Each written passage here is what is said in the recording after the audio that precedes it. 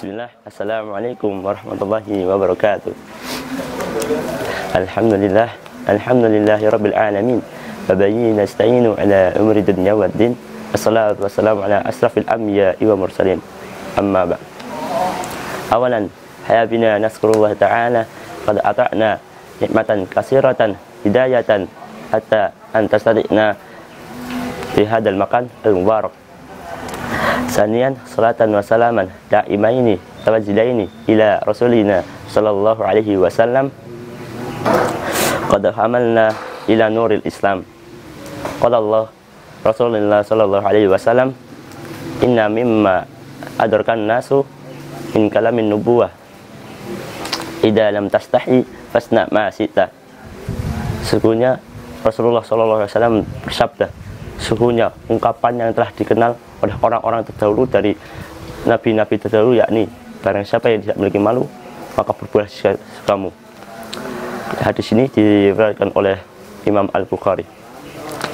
Adapun poin penting dalam hadis tersebut, yakni menjelaskan kepada kita bahwasanya maknu, menjelaskan kepada kita bila mana maknu itu tersendiri adalah menahan diri kita untuk dalam melarang perbuatan buruk atau menghindarkan diri kita dalam hal tersebut akan takut akibat buruk yang akan menimpa kita.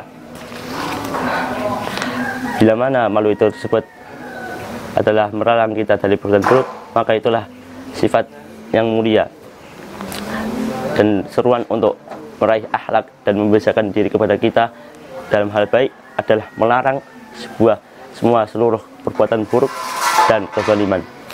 Malu itu sendiri adalah fitrah yang harus dijaga kepada seluruh umat muslim, dan malu adalah bagian dari kesempurnaannya iman. Adapun adapun faidah yang hadis ini menjelaskan kepada kita bahasanya seluruh malu itu adalah baik. Barang siapa yang memiliki malunya banyak, maka kebaikannya pun banyak, dan barang siapa sedikit malunya, maka sedikit pula kebaikannya.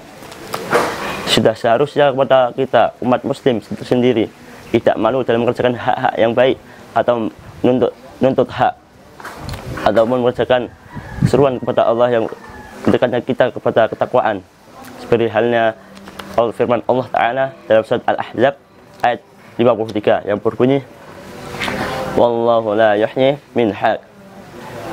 Dan Allah tidak malu untuk menerangkan kepada kita, Allah tidak malu untuk menerangkan kepada kita hal-hal yang baik. Malu itu sendiri adalah sifat warisan dari Rasulullah atau dari nabi-nabi terdahulu yang tidak pernah dihilangkan dari syariat mereka. Malu merupakan pangkal dari akhlak yang mulia dan pusat dari kebaikan-kebaikan.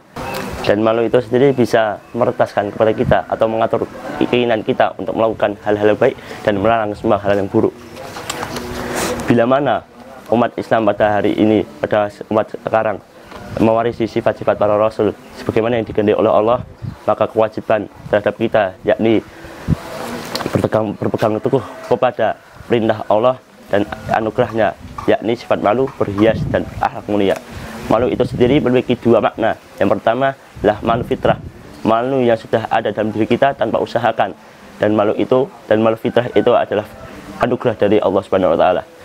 Orang yang memiliki fitrah malu, ia akan menahan diri dari perbuatan hina, kezaliman, dan kemaksiatan.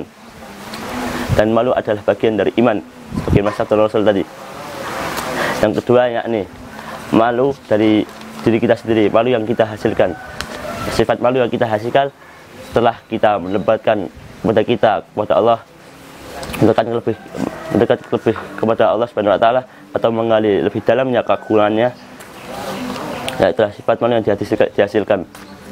Setiap umat muslim yang meraih rasa malu akan membuahi rasa syukur terhadap semua nikmat Allah dan rasa kurang atas syukurnya terhadap nikmat-nikmatnya. Dan orang apabila hati orang yang tidak memiliki sifat malu, maka hatinya tidak memiliki sifat malu, maka hatinya adalah yang paling buruk.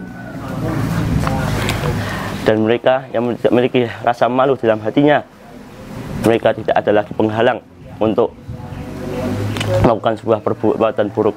dan ia adalah seperti layaknya jin dan syaitan.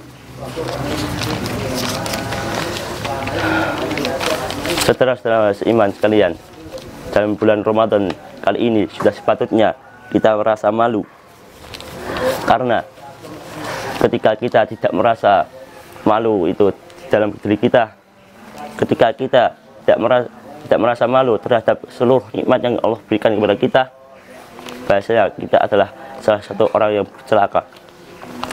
Sebagaimana salah satu sahabat Rasulullah yang mengatakan, beruntunglah pada seorang yang hari ini lebih baik daripada hari yang kemarin, kemudian rugilah kepada orang yang hari ini sama dengan hari yang kemarin.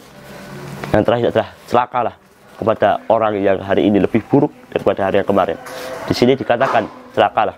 Maka dari itu, dan kita sampai termasuk dari golongan orang-orang yang celaka.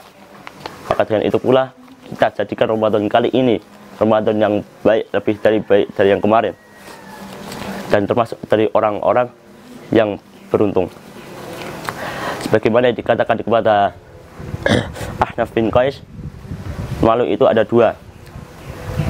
Malu itu ada dua, yang ada sifat yang tidak bisa dicampur kepada seorang manusia, yakni sifat dusta dan sifat takwa.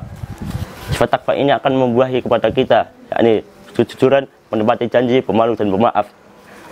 Maka dengan itulah di bulan Ramadan yang mulia kali ini sangat membutuhkan sifat malu, supaya kita terhindar dari yang namanya keburukan, kezaliman dan kehinaan. Dan barang siapa yang memiliki sifat malu, maka ia pun mampu mengendalikan setiap perbuatannya dan menjadi orang yang pemaaf karena tabiatnya, bukan karena dirinya sendiri. Wallahu a'lam bishawab. Nun wal qalami wama yasturun wa kitabim masturun fi raqim mansur. Dari saya mohon maaf undur diri bila mana ada salah dari tutur kata saya, mohon maafkan. Akhirul kalam, assalamualaikum warahmatullahi wabarakatuh. Pondok Pesantren Islam Terpadu Al-Hikmah Karanggede Boyolali. Mari kita sejenak melantunkan doa berbuka puasa. A'udzu billahi minasyaitonir rajim. Bismillahirrahmanirrahim. Allahumma laka sumtu wa bika amantu wa ala rizqika aftartu bi rahmatika ya arhamar rahimin.